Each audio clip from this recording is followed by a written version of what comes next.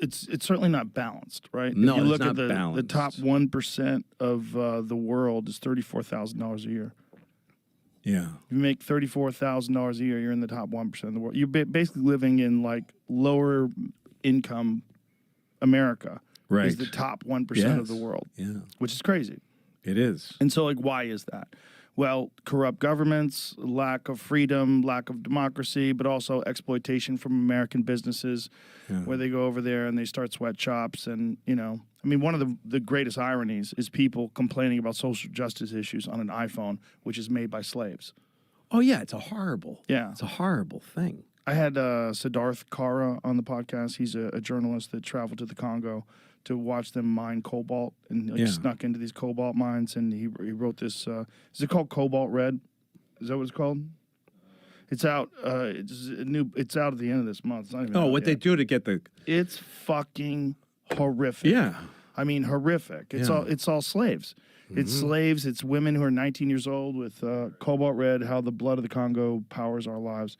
And that's some of what goes into like electric cars and stuff too, right? Yes, cobalt. Yeah. It goes with lithium-ion batteries. It stabilizes them.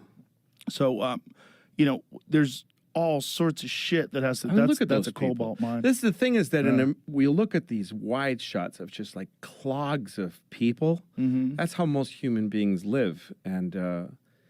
Well, this is particularly egregious. But and this is what are they? They're making iPhones in there. First of all, look at that dude right there, the one with the tan shirt. Yeah, that dude's jacked. If I was that guy, I'd be like, "Hey, buddy, do you know how to wrestle? Like, come here. You want to make some money? Yeah. Like, look at the size of that motherfucker. That guy's got superior genetics. This is some guy. This is some guy. He could live in Cincinnati. Right. He could work at the Avis at the airport in St. Louis. Or he could be a UFC champion. Yeah, but he's in this huge pile of people so that we can have phones. The new phone. Yeah. It's a crazy amount of it's so lopsided. So lopsided. And then our lives become more and more pointless until people are like, should we just give Americans money? You know, like Andrew Yang's idea. Let's just give them money and they don't have to do anything. Yeah, it's just fucking like, so what are we doing? What the fuck? The point of life used to be, don't die. That used to be the point of life. Yeah. Don't die, pass on your sperm or whatever. And then somewhere in the margins, you'd be like, this feels good. You know, like next to a fire and you just almost died, but you cooked the thing that tried to kill you and you're eating it. And you go, all right, I feel good. This feels nice. And you get to enjoy the stars in the sky, you know?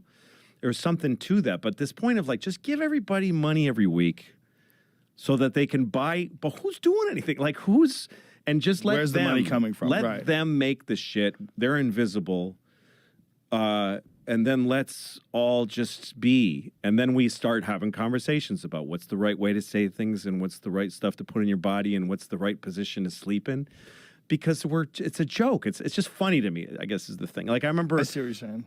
I remember I was at a wedding and there was a guy there who was Tibetan and with his wife. And my wife and I were talking about our dog.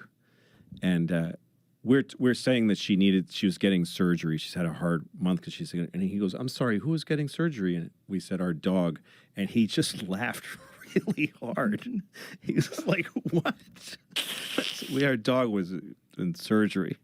And he's like, I'm really sorry. And he was like, I'm sorry. I don't understand. He thought like our mom was having surgery or something. It's like, you give your dog surgery? You put a dog in an operating room and operate them? This guy who's like from some place in Tibet was like, that's insane. You know, it's like my chicken has a psychiatrist on some level. It's like ridiculous.